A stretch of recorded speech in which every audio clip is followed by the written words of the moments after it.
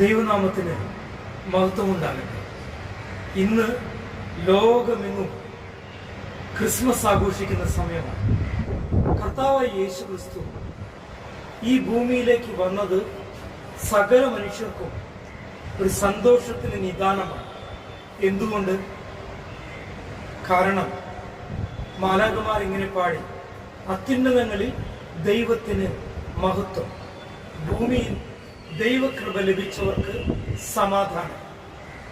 ദൈവത്തിന്റെ വചനം പറയുന്നു, കൃപയും സത്യവും നിറഞ്ഞവനായി കർത്താവായ യേശു ഈ ഭൂമിയിലായി. ആദിയിലേ ഉണ്ടായിരുന്ന വചനം, ദൈവത്തോട് കൂടെ ഉണ്ടായിരുന്ന വചനം, ദൈവം തന്നെയായ വചനം നമ്മുടെ ഇടയിൽ പാർത്തു. അവന്റെ പേര് ഇമ്മാനുവേൽ എന്ന് വിളിച്ചു. പ്രിയപ്പെട്ടവരെ, യേശു എന്തിനാണ് ഭൂമിയിൽ പിറന്നത്?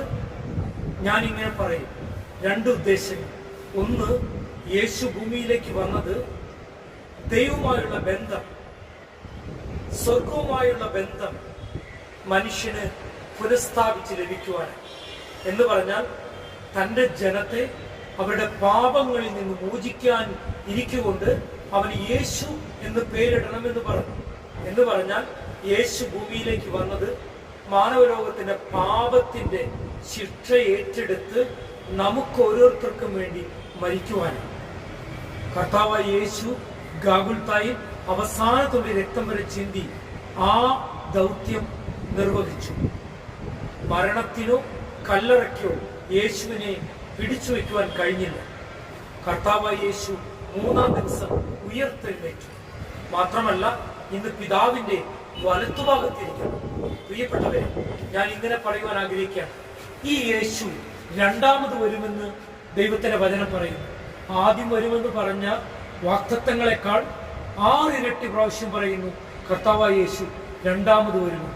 എന്നെ കേൾക്കുന്ന പ്രിയപ്പെട്ടവരെ, ആദ്യം വന്നത് പാപികളെ രക്ഷിപ്പാനാണെങ്കിൽ രണ്ടാമത് വരുന്നത് തന്നെ വിശ്വസിക്കുന്ന, തന്നിലൂടെ പാപമോചനം നേടിയ വ്യക്തികളെ സ്വീകരിക്കാൻ അവൻ വാനമേഘങ്ങളിൽ വരും. ഹല്ലേലൂയ. ഞാൻ ഇങ്ങനെ പറയുവാൻ ആഗ്രഹിക്കുന്നു. എന്നെ കേൾക്കുന്ന പ്രിയപ്പെട്ടവരെ, ഈ ക്രിസ്മസ് ഒരു ഹാപ്പി ക്രിസ്മസ് ആകണമെങ്കിൽ കർത്താവിന് സന്തോഷമുണ്ടാകണം. സാന്താക്ലോസിന് സന്തോഷമുണ്ടായാലോ, നക്ഷത്രം തൂക്കിയാലോ, മറ്റെന്ത് ചെയ്താലോ കർത്താവ് സന്തോഷിക്കുമോ എന്നെനിക്ക് അറിഞ്ഞുകൂടാ. പക്ഷെ ഒരു കാര്യം പറയാം, കർത്താവ് സന്തോഷിക്കണമെങ്കിൽ കർത്താവായ യേശു ക്രിസ്തുവിന്റെ രക്തത്തിന്റെ വില നാം അറിയണം, നാം അനുഭവിക്കണം, അനേകർ അനുഭവിക്കണം. അതുകൊണ്ട് കർത്താവ് വീണ്ടും വരും. കർത്താവ് വന്നതിന്റെ രണ്ടാമത്തെ ദൗത്യം എന്ന് പറയുന്നത് മറ്റുള്ളവരെ ഈ ക്രിസ്തുവിന്റെ സ്നേഹത്തെ അറിയിക്കുക എന്ന ഒരു യഥാർത്ഥ ക്രിസ്ത്യാനിയുടെ ലക്ഷ്യം, ഒരു യഥാർത്ഥ ഫോളോവറിന്റെ ലക്ഷ്യം, ഒരു യഥാർത്ഥ ശിഷ്യന്റെ ലക്ഷ്യം എന്ന് പറയുന്നത് മറ്റൊന്നുമല്ല. അതായത് കർത്താവ് ഏൽപ്പിച്ച ദൗത്യം, ഞാൻ തന്നെ വഴിയും സത്യവും ജീവനുമാകുന്നു, ഞാൻ തന്നെ വാതിലാകുന്നു, ഞാൻ തന്നെ നല്ല ഇടയനാകുന്നു. കർത്താവിന്റെ സ്നേഹം പൂർണ്ണമാകണമെങ്കിൽ, നമുക്ക് സന്തോഷം പൂർണ്ണമാകണമെങ്കിൽ നാം ആ ദൗത്യം ഏറ്റെടുക്കണം. അത് ഏറ്റെടുക്കുവാൻ ഞാൻ ഈ ക്രിസ്മസ് ദിനത്തിൽ നിങ്ങൾ എല്ലാവരെയും ആഹ്വാനം ചെയ്യുകയാണ്.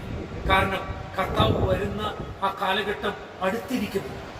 എത്ര പേർ ഇതിനെ ഒരു ഹാർട്ട് വർക്കായിട്ട്, ഹൃദയത്തിൽ നിന്നുള്ള ഒരു ദൗത്യമായിട്ട് ഏറ്റെടുക്കും എങ്കിൽ കർത്താവായ യേശു സന്തോഷിക്കും. നിങ്ങൾക്കേവർക്കും ക്രിസ്മസിന്റെയും നവവത്സരത്തിന്റെയും ആശംസകൾ. God bless you.